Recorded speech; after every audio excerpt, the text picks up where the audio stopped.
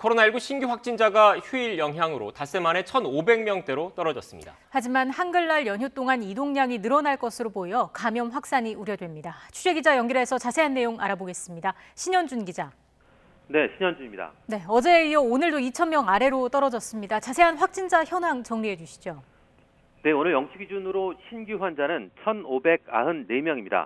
검사가 주는 휴일 영향으로 전날보다 350명 넘게 줄면서 이틀째 2,000명 아래를 기록했습니다. 또 1,500명대로 떨어진 것은 닷새 만입니다. 하지만 4차 대용의 확산세는 여전해 4자릿수 확진자는 96일째 이어지고 있습니다. 게다가 한글날, 사흘 연휴와 단풍철이 맞물리면서 인구 이동이 늘어날 것으로 보여 연휴가 지나면 확진자 규모는 더 커질 우려가 여전한 상황입니다.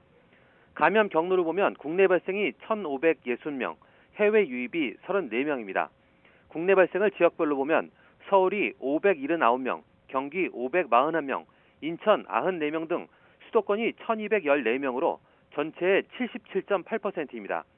비수도권에서는 충북이 72명으로 가장 많고 대구 48명, 경북 45명, 경남 34명, 부산 31명 등 17개 시도 전역에서 환자가 나왔습니다.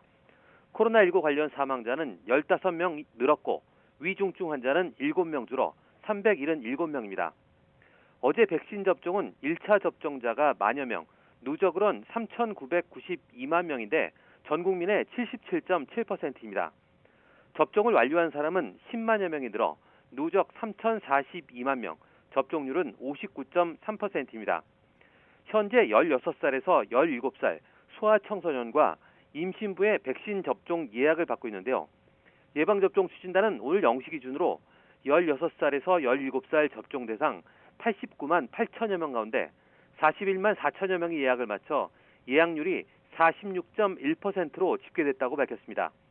또 그제 저녁 8시부터 예약을 시작한 임신부의 예약은 만 하루하고 4시간 동안 1,506명이 예약에 참가했습니다. 예약 첫날인 그제는 4시간 만에 944명이 참여했는데 어제는 이보다 적은 562명이 예약을 마쳤습니다. 네, 이런 가운데 정부가 단계적 일상 회복을 준비하는 위원회의 첫 회의가 이번 주에 열린다고 밝혔네요. 네, 정부는 앞서 단계적 일상 회복을 준비하기 위해 국무총리를 중심으로 코로나19 일상회복위원회를 구성한다고 밝혔는데요.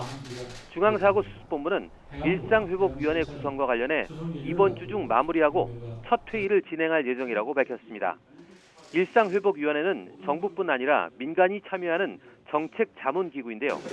위원회는 경제 민생과 교육문화, 자치안전, 방역, 의료 4개 분야별로 단계 전환 전반에 대한 정책 자문을 하고 사회적 의견 수렴을 진행할 계획입니다. 또 이렇게 수렴한 의견을 토대로 이달 중에 단계적 일상 회복에 대한 구체적인 로드맵을 마련할 방침입니다. 권덕철 중앙재난안전대책본부 1차장도 오늘 중대본 회의 모두 발언해서 정부는 백신 접종률과 코로나19 확산세, 중증화율과 치명률 추이 등 현재 상황을 종합적으로 고려해 단계적 일상 회복을 준비하고 있다고 말했는데요. 이어 단계적 일상 회복의 선도적 사례로 포르투갈을 들며 접종 완료율이 80%를 넘어 세계 최고 수준이라며 영업시간 제한 조치 등을 단계적으로 완화하고 일상회복 연착륙을 위해 노력하고 있다고 소개했습니다.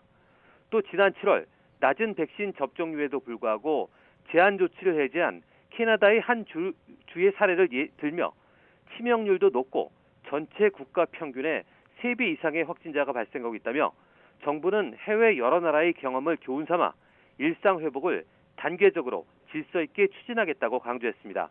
지금까지 사회부에서 YTN 신현주입니다.